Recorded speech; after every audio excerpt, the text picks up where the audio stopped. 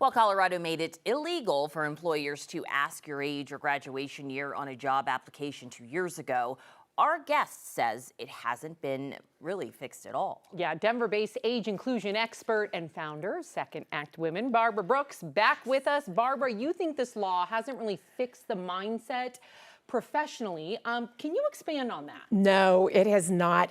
Although I want to give kudos to our state, considering most states don't have this. There's only about 4 or 5 that have a similar type law. I want to give kudos. It did go into effect July 1st of 2024. But employers are still asking for the dates, the graduation dates, the ages on the applications. Another thing that's happening is application tracking systems are keeping seasoned employees or employers or potential employers away from getting through to get the actual interview. So there's still problems, even though there's a law.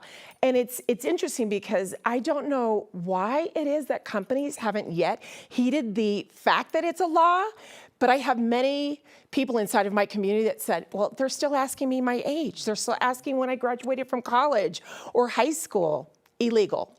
Yeah, but it's so interesting because a law goes into effect and there's always that window of time for them to realize, how do we enforce this law? A law is great until it's time to, make it make sense and make it affect the people it's supposed to. So how many people would you say right now are being affected by this discrimination? I will tell you, 64% of people in the workplace have said, over 50, have said, according to AARP, that they have been affected by ageism. That's a big percentage. It's a huge percentage. And that's not even including the Gen Zers who are being affected by it. So there's this reverse ageism that's also happening as well.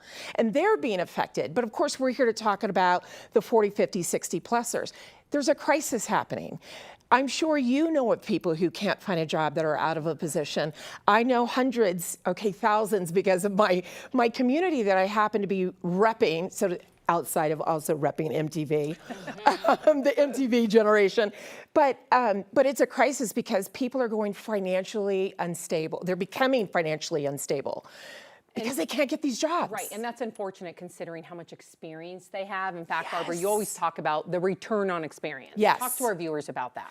The return on experience is the measured value and the undocumented value that you bring that's up here that AI can't even touch. So it's the measured value that you bring that's actually the asset. That's what brings to companies the return on investment. And that's ultimately what they want. After all, it costs a company roughly $4,700 to hire a new employee. And there's something that's happening today that SHRM, that's the HR organization, has termed skill fishing. So now you have people that are being so coached up, so excellent at killing the interview and also lying on their CVs that happen to be the younger generation, and they're getting hired, and the minute they get on the job, the employers are thinking, oh my gosh, I made a mistake. I have to spend money training them for the skills that they said that they own, and they don't.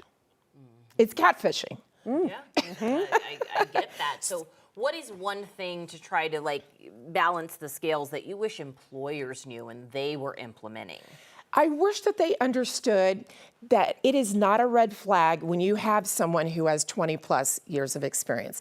Instead, that is the return on experience that we're bringing. Instead, we're saving you money, in essence, because there's less problems that are happening. We've been there, done that. Yep. We've had the problems.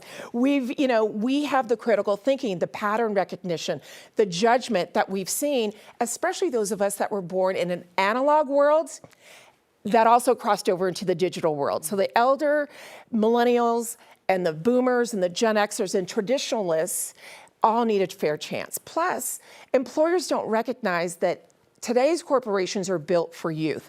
We were retiring. Our parents were retiring in their 50s and early 60s. We're not. Yeah.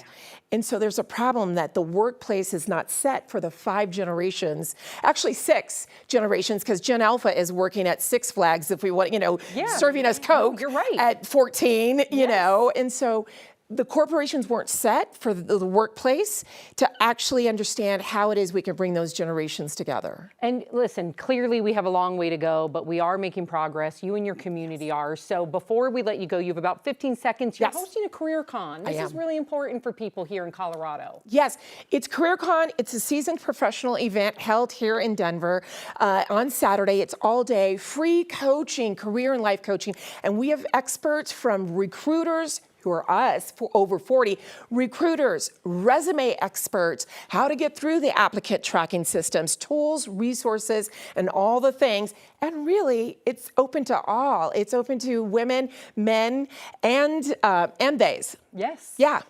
I love that. Barbara, thank you so much. Yes. Good luck with that event.